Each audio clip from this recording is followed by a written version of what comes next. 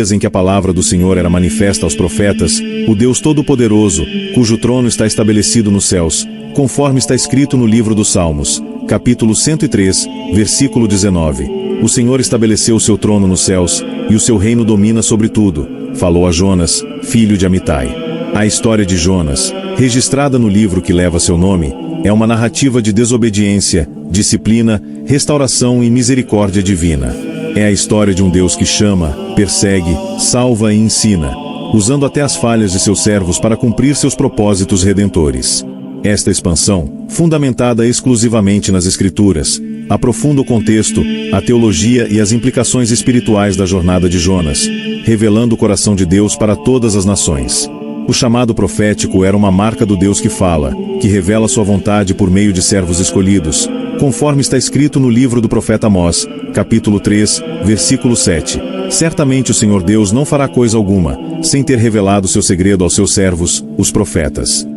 Jonas, um profeta de Israel, já havia servido durante o reinado de Jeroboão, filho de Joás, rei de Israel, conforme está registrado no segundo livro dos Reis, capítulo 14, versículo 25. Restabeleceu os limites de Israel desde a entrada de Amate até ao mar da planície, conforme a palavra do Senhor Deus de Israel, a qual falará pelo ministério do seu servo Jonas, filho de Amitai, profeta, que era de Gate-Efer.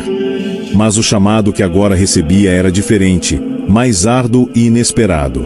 Deus disse: levanta-te, vai à grande cidade de Ninive e clama contra ela, porque a sua malícia subiu até mim, conforme está escrito no livro de Jonas, capítulo 1, versículo 2. A ordem era clara, direta, inegociável. Deus, que sonda os corações, conforme está escrito no livro dos Salmos, capítulo 139, versículos de 1 a 3.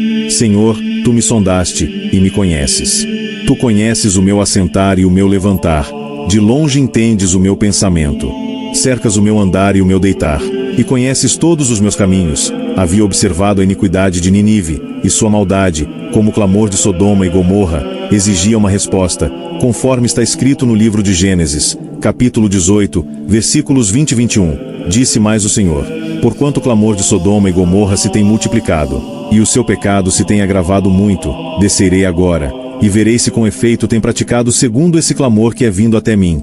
E, se assim não é, sabê-lo-ei. Nínive, capital da Assíria, era uma cidade de esplendor e pecado. Conhecida por sua crueldade, a Assíria devastava nações, deportava povos e glorificava seus feitos em monumentos pagãos, conforme denunciado pelo profeta Naum, no capítulo 3, versículos de 1 a 4. Ai da cidade sanguinária! Ela está cheia de mentiras e de rapina, e o roubo não se aparta dela. Estrépito de açoite, e o estrondo do ruído das rodas, cavalos que correm, e carros que saltam, cavaleiros que montam, e o resplendor da espada e o relampejo da lança, multidão de mortos, e grande quantidade de cadáveres. Não há fim dos corpos, tropeçam sobre os seus corpos, por causa da multidão das prostituições da meretriz formosa e encantadora, que vendeu nações com as suas prostituições, e famílias com as suas feitiçarias. Para Israel, Nínive era um símbolo de opressão, um inimigo temido e odiado. No entanto, o coração de Deus, que não deseja a morte do ímpio, mas que se converta e viva, conforme está escrito no livro do profeta Ezequiel, capítulo 33, versículo 11, dize-lhes: vivo eu, diz o Senhor Deus, que não tenho prazer na morte do ímpio, mas em que o ímpio se converta do seu caminho, e viva. Movia-se em compaixão por aquelas almas. O chamado de Jonas ecoava outros momentos na Escritura, como o envio de Moisés a Faraó, conforme está escrito no livro de Êxodo, capítulo 3, versículo 10. Vem agora, pois, e eu te enviarei a Faraó, para que tires o meu povo, os filhos de Israel, do Egito, e de Isaías a um povo rebelde, conforme está escrito no livro do profeta Isaías, capítulo 6, versículos de 8 a 10. Depois disto ouvi a voz do Senhor, que dizia: a quem enviarei, e quem há de ir por nós? Então disse eu: eis-me aqui, envia-me a mim. Então disse ele: vai, e dize a este povo: ouvi, de fato, mas não entendais, e vede, de fato, mas não percebais. Engorda o coração deste povo, e endurece-lhe os ouvidos, e fecha-lhe os olhos. Não venha ele a ver com seus olhos, e a ouvir com seus ouvidos, e a entender com seu coração, e a converter-se, e seja sarado. Mas sua missão era única: levar a mensagem de Deus a uma cidade gentia, desafiando as fronteiras da aliança de Israel. A escolha de Nínive revelava a soberania de Deus sobre todas as nações, conforme está escrito no livro dos Salmos, capítulo 22, versículos 27 e 28. Todos os limites da terra se lembrarão e se converterão ao Senhor, e todas as famílias das nações adorarão perante a tua face. Porque o reino é do Senhor, e ele domina entre as nações.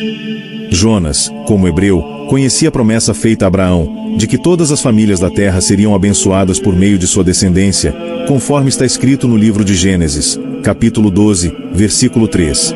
E abençoarei os que te abençoarem, e amaldiçoarei os que te amaldiçoarem, e em ti serão benditas todas as famílias da terra. No entanto, a ideia de pregar aos inimigos de Israel era um fardo que ele não queria carregar. A malícia de Nínive, que subira até Deus, era uma afronta à sua santidade, mas o chamado de Jonas mostrava que Deus prefere a misericórdia ao juízo imediato, oferecendo uma oportunidade de arrependimento antes da destruição. Mas Jonas se levantou para fugir da presença do Senhor, para Tarsis, conforme está escrito no livro de Jonas, capítulo 1, versículo 3. Essas palavras marcam uma das rebeliões mais ousadas da Escritura. Jonas, que conhecia a voz de Deus, escolheu desobedecer deliberadamente. Tarsis, possivelmente uma cidade portuária na Espanha, representava o extremo oposto de Nínive, o limite do mundo conhecido. Era como se Jonas buscasse um lugar onde a voz de Deus não pudesse alcançá-lo. Ele desceu a Jope, encontrou um navio, pagou a passagem e embarcou, cada passo uma rejeição consciente do chamado divino. Por que Jonas fugiu? A resposta está em suas próprias palavras, mais tarde no livro. Sabia que és Deus clemente, misericordioso, tardio em irar-se, grande em benignidade, e que te arrependes do mal, conforme está escrito no livro de Jonas, capítulo 4, versículo 2. Jonas não temia o fracasso ou a hostilidade dos ninivitas, ele temia o sucesso. Como israelita, via os assírios como inimigos que mereciam juízo, não a misericórdia. Sua resistência reflete a inclinação humana de limitar a graça de Deus, uma atitude vista nos fariseus que murmuravam contra Jesus por acolher pecadores, conforme está escrito no Evangelho segundo Lucas, capítulo 15, versículo 2. E os fariseus e os escribas murmuravam, dizendo: Este recebe pecadores, e come com eles.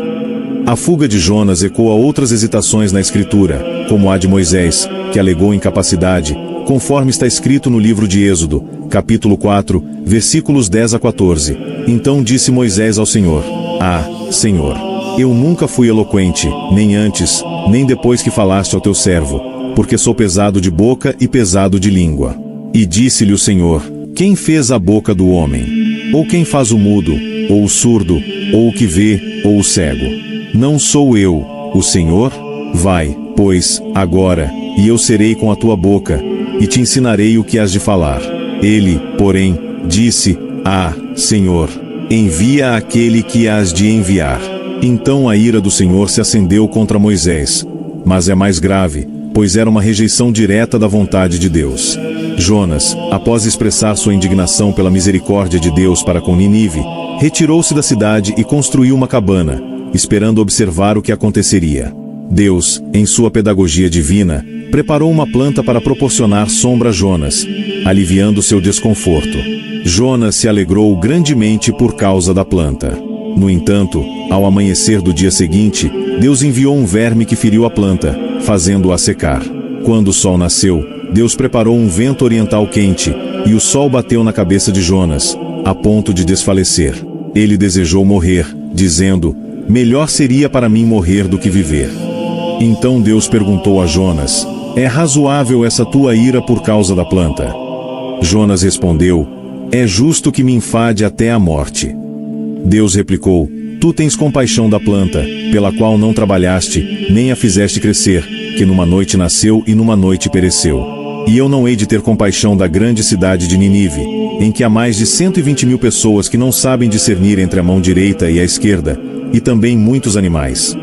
A história de Jonas conclui com uma pergunta retórica de Deus, deixando o leitor a ponderar sobre a amplitude da misericórdia divina. Jonas se preocupava com uma planta efêmera, mas Deus destaca o valor de vidas humanas e até mesmo dos animais em Nínive. Essa narrativa nos desafia a refletir sobre nossa própria compaixão e entendimento da graça de Deus. A mensagem central do livro de Jonas é a universalidade da misericórdia divina. Deus não se limita a um povo ou nação, Sua compaixão alcança todos que se arrependem. Jonas, embora relutante, foi instrumento para a salvação de uma cidade inteira. Isso nos lembra que, mesmo em nossa imperfeição, Deus pode nos usar para cumprir seus propósitos redentores.